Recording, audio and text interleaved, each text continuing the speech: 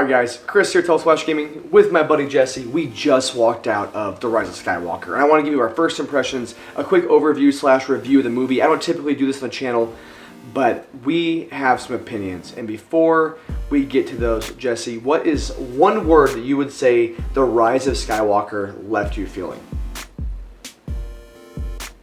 One word? Too many words. Awesome. Satisfied. Satisfied. That's a good one. That's a little better. Nah, I stick with awesome. I liked it. So, first off, here's the deal. Neither one of us liked The Last Jedi. That's because we both like good movies. And so The Last Jedi sucked. Sorry for The Last Jedi fans out there. If you like The Last Jedi, and that's what brought you into Star Wars, good on you. Keep doing what you do. Do what you do. You do you, boo-boo. Yep. I'm not saying that you like bad movies. I'm not saying that. It's just what it comes down to is, as a huge Star Wars fan, for some reason that movie felt so disconnected. So with that, I don't want to get into the Last Jedi. We're here to talk about Rise of Skywalker. The reason I mentioned The Last Jedi is because there was a bunch of points in The Last Jedi that I don't believe J.J. Abrams had in mind for his trilogy, but when Rian Johnson took over, he incorporated some new things in the movie, and J.J., with The Rise of Skywalker, had to go and retroactively fix that, tie it in, and put it in The Rise of Skywalker, which could lead to some major issues. But it turned out alright. It is. I totally get, we watched some of the early reviews or whatever. I see why it's polarizing the audience, it's polarizing the critics. It's either getting a 7 or an 8, it's getting a 4 or a 5. We're in the 7 or 8 fan. I mean, right away, 7 or 8, there was a lot going on. There was a lot going on with the 12 for him. There was a lot going on with The Rise of Skywalker. So many things that I need to watch this again, and I am tomorrow. But there was so much happening that I understand why people would be turned off by the amount of just information condensed in a 2.5 hour movie. But I also, on that hand, understand why J.J. Abrams did it.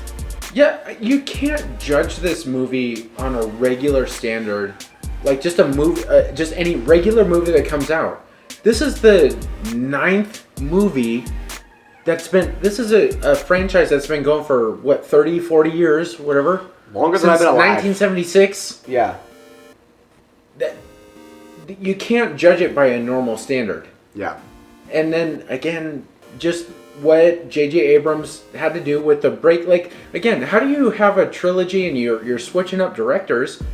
He pulled it off. And it, like, one of the early, like, the fan tweets or whatever was like, oh, it's kind of like a slight at Rian Johnson a little bit, like, oh, like it's kind of a middle finger. It didn't feel like that. No. J.J. Abrams took everything that Rian Johnson did in The Last Jedi, implemented it, and just kind of like smoothed it over into, just melded it into He buffed those edges out and said, hey, I may not agree with everything you did with The Last Jedi, but I'm not going to just throw it out the window. I'm going to incorporate all of that into my movie, but I'm still going to put my movie together the way I had it envisioned when I made the trilogy. Yes. Which is why I feel that J.J. Abrams had to put so much information, because it felt like it could have been 2 movies or 3 movies. Like this movie could have been its own trilogy just by itself with the information. Yep. But I felt satisfied. Yes. Word of the day. By it tied all 3 trilogies together. It did. And it wrapped it up with a little bow. Yep. And I felt good about it, and I can't wait to unwrap it later and just look at Star Wars. It nailed it. Like, again, this is such a huge franchise that there's pressure. It's unparalleled pressure when it comes to fans and critics and box office expectations, and J.J. Abrams and Disney pulled it together.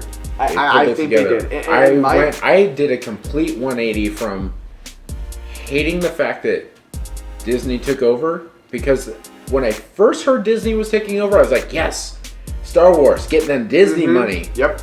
Getting that Disney dollar. Yep. Where it's going to be the shit. But everybody, then we're making Disney movies now. and then Mickey Mouse here with the Rise of Skywalker. But then, I watched the Last Jedi, and I was a little bit like, ooh, this is not exactly. I mean, The Force Awakens was. I accept it for what the potential, the groundwork. It didn't do anything. It was very much a fan service movie, but it was also like a conservative way to like, hey, we're gonna bring in some new characters, but we're not gonna get rid of all your older characters because we know you love them. So we're gonna mix them together, and hopefully you accept our new characters. And I left the theater thinking. Okay, I optimistic. Love, Luke Skywalker's on the cliff. They finally found him. Okay, I like where this is going. And then Last Jedi starts out with the Three Stooges, and I'm like, and the milking of the cow. And I mean, I want to get into it. Space walrus. Yeah. Okay. Whatever. The casino. The pole vault. The pole vault thing. Whatever. God damn it. But I left the Last Jedi with the exact opposite feeling of I left Force Awakens with hope, and I left the Last Jedi in despair. Like I literally was like, what happened? Like I wasn't excited about the Rise of Skywalker because my expectations were so low. And that's what made this movie so good to me, is that the expectations were low, and I came out of it going, wow, they blew my expectations away. So is it the best? No. The Empire Strikes Back is still the best Star Wars movie. Correct. And I love Revenge of the Sith. That's number 2. Yes. And yeah, not the best Star Wars movie. Yeah. But again, I walked out of there needing a cigarette. There were so many times it was so good. I needed a cigarette. I just face palming myself like, oh, that, like, again, polar opposite. Walking out of the other 2 movies a little bit like, okay, walking out of this one, J.J. Abrams, hats off to you. Tip of the cap, sir. You did it. Yep. You pulled it all together in what is a massive franchise spanning multiple decades, and there's so much content there, and he took essentially multiple filmmakers' ideas. Yeah. From the original trilogy written by George Lucas, I can't remember the directors that did them. Yes. And then the prequels that was directed by George Lucas. You throw in Rian Johnson, who's a good filmmaker. Mm-hmm. Didn't love his Star Wars take. Mm-hmm. And threw it in the blender, and here we go. Made it work. The movie felt like Star Wars. A tasty Star Wars movie. Star Wars has a certain feel to it. Whether you're watching The Phantom Menace or A New Hope, there's just this feeling of this galaxy far, far away. And this movie gave me that feeling. You're on different planets, there's lightsaber duels, there's blasters, there's space battles, there's dialogue between characters that's so familiar, there's characters that you love, characters that you hate, but you never feel like you're being given something 100% shoved in your face. You have to listen to this.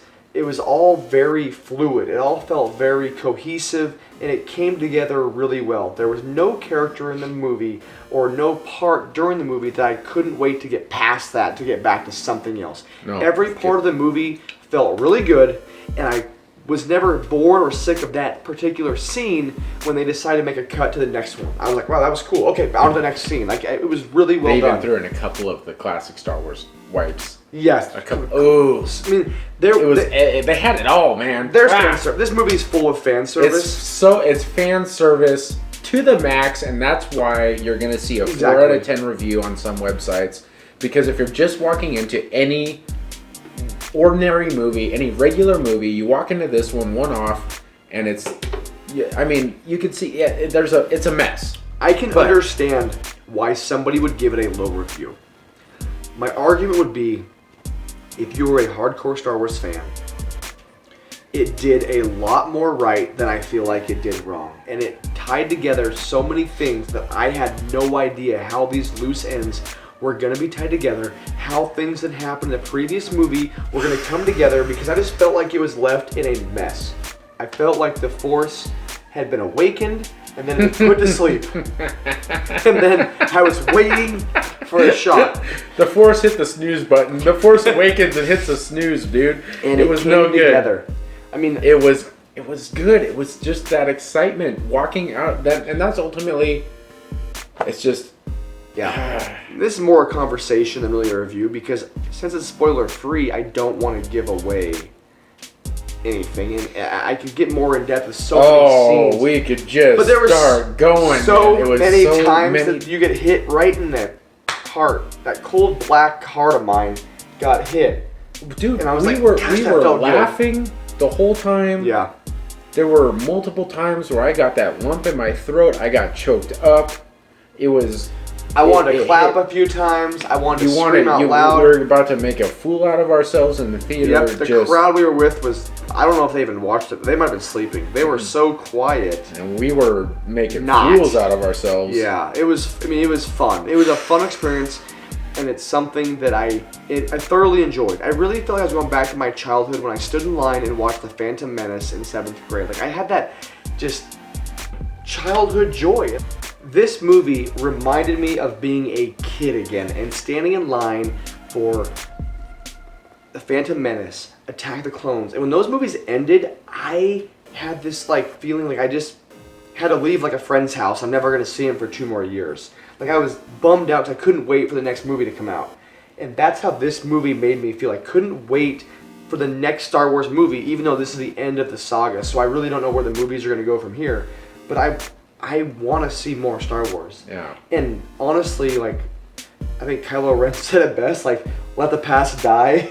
That's how I felt when I watched the last movie. I'm like, oh, let's put this old dog down. Kill it if you have to. Kill it if you have to, because my childhood memories of Star Wars are nothing. As an adult, life's disappointing enough as it is. Let's not ruin my childhood and I feel like that. And so this movie brought it back again, where I have a little pep in the old step here. Remembering specifically walking out of the theater with I saw with a couple of buddies, the Revenge of the Sith, and so that's it's the final chapter in this new trilogy, the prequels, and we were, I don't know if we even touched the ground. We were just floating. It was so awesome, and to have that again, walking out of this movie, just being yes, everything about it. I loved it. It was. I walked out of the Last Jedi just feeling the weight of gravity itself pulling me down, and this movie, it was from the start to the finish. The last scene, the first scene, and the last scene. And the last scene I thought was incredible. I really did. It just closed the show, and you're this is it. You had to sit there for a second and it sucks. But you were so happy. You could have ended any better. Yes, if I was in it. But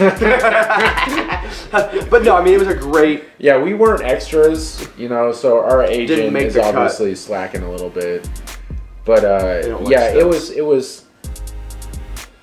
was a the beta move, But they didn't want the alphas in there. It was like I said, I don't want to ramble on. If you made it this far, I appreciate you sticking around, because it's just a couple of guys who are literally nerds talking about their favorite franchise. It's a pop culture phenomenon, and people may hate fan service, but at the end of the day, the reason you have fans is because of the quality and the style. So when I come back, I want to see the same style and the quality. I want to see my favorite characters. I want to see my favorite lightsaber duels, blasters. I want to see stormtroopers missing the broadside of the barn every time they shoot. That's just part of the fun.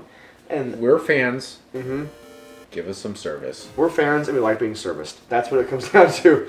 So anyway, guys, I think that's going to wrap it up. It's just, at the end of the day, if you are a Star Wars fan, I think this movie's going to do enough to at least satisfy that need for a new Star Wars movie that doesn't make you feel like you want to walk to the nearest tavern and drown your sorrows. Long walk off a short dock. Exactly. So, is this movie perfect? No. I think there's a little too much CGI for my taste, but at the end of the day, it was okay. I'm okay with it. I'm happy that it ended the way it did. I'm okay with it, and I wish JJ would have directed The Last Jedi. But that's neither here nor there. Rise of Skywalker ended okay, and more thumbs. I need more thumbs. I'm gonna give it 2 thumbs and a high five. Keep trolling. And rolling. Keep rolling.